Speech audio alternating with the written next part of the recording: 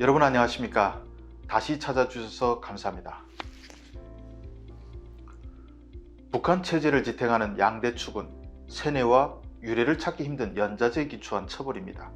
삼엄한 감시를 통해서 불만을 가진 자들을 색출해내고 북한 체제에 반대하는 움직임이 있으면 당사자는 죽이고 가족들은 정치범 수용소에 끌고 갑니다. 이런 공포 속에서 사람들은 감히 저항할 생각을 못합니다. 그런데 북한 역사에서 폭동이 일어났던 단 하나의 예외가 있었습니다. 그것도 가장 가혹한 처벌과 감시가 일상화된 정치범 수용소에서 수감자들이 30명 내지 40명의 보위원들을 죽이고 폭동을 일으켰습니다. 어차피 죽을 운명이기 때문에 죽음을 각오한 수감자들은 목숨을 던지며 저항했고 또 그들 모두는 참혹하게 됐습니다. 500명 이상이 창평 수용소 폭동의 진실을 오늘 여러분들에게 말씀드리겠습니다. 이 폭동은 34년 전인 1987년 5월에 일어난 일인데 오래전 일을 왜 꺼내는가 하실 분들이 있을 겁니다. 그러나 창평 12호 정치범 수용소의 유혈봉기와 세상 사람들이 거의 모릅니다. 또 세상에 극히 일부 알려진 것도 진실과는 거리가 있습니다. 주성화TV는 정확한 내용을 조사해 여러분들께 말씀드리기 때문에 역사의 폭동의 기록을 영상으로 남기려는 의도도 있습니다. 북한이라는 흑막 속에서 벌어진 우리가 잊어서는 안 되는 사건, 이제부터 말씀드리겠습니다. 주성화TV는 구독, 좋아요도 좋지만 끝까지 봐주시면 더욱 힘을 얻습니다. 폭동이 일어난 창평 정치범 수용소는 북한에서 12호 관리소라고 불렸습니다. 위치는 북한의 최북단인 함경북도 언성군에 위치해 있습니다. 회령도 그렇지만 인근 창평 수용소도 탄광과 농산반 등을 갖고 있습니다. 정치범들이 많으니 탄광마을, 농산마을 이런 식으로 분리가 되어 있는데 폭동이 일어난 것은 약 500여 명이 일하는 탄광이었습니다. 정치범 중에서 힘을 쓰는 40대 미만이 주로 탄광에서 일하고 노약자는 농장에서 일하는데 정치범들은 결혼을 거의 못하니 단체로 대주리 같은 곳에서 살면서 노역에 동원됩니다.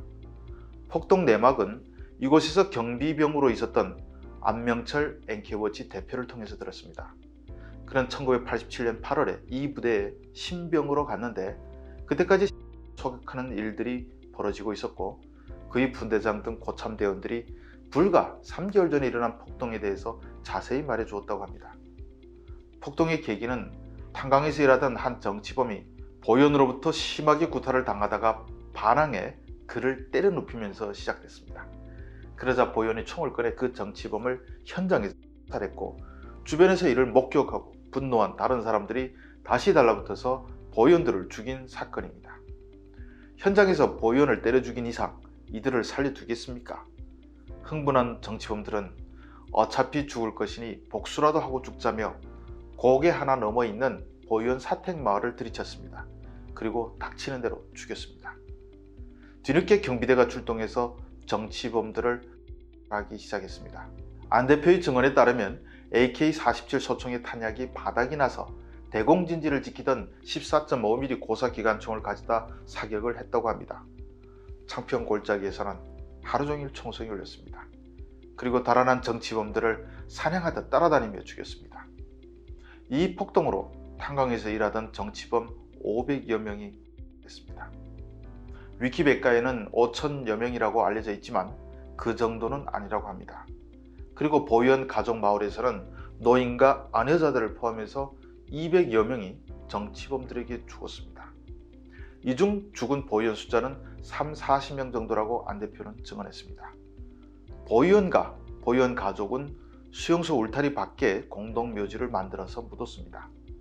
이 폭동으로 창평 수용소는 얼마 뒤에 폐쇄돼서 이곳에 남은 몇만 명의 정치범들은 다른 수용소로 분산 수감됐습니다. 수용소 자리는 사이어 담배 농장이 들어서서 군인들 집단 제대시켜 일하게 했습니다.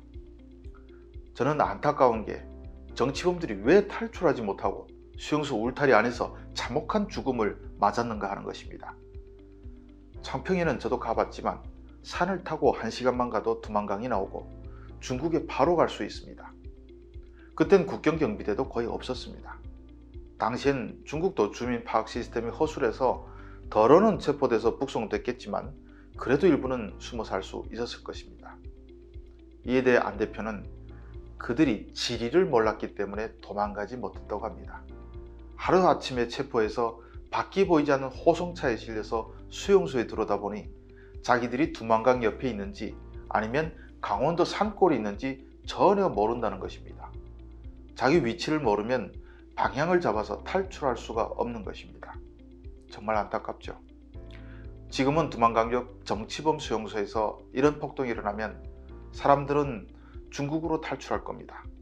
최근 20년 안에 끌려간 사람들은 대량 탈북 시대를 거치면서 중국으로 탈북할 수 있고 한국도 갈 수 있다는 사실을 알고 있으니 말입니다. 그래서 그런지 북한은 12호 수용소는 물론 두만강 옆 회령에 있던 22호 정치범 수용소도 없애고 정치범 수용소들을 내륙으로 모두 통폐합시켜서 5개만 현재 남겨두었습니다. 여전히 20만 명으로 추산되는 정치범들이 짐승의 삶을 살고 있습니다. 창평 12호 정치범 수용소의 폭동은 인간은 마냥 발표만 살 수 없다는 교훈을 남겨주었습니다. 사라졌지만 잊어서는 안 되는 정치범들과 희생자들을 기억해 주시기 바랍니다. 시청해 주셔서 감사합니다.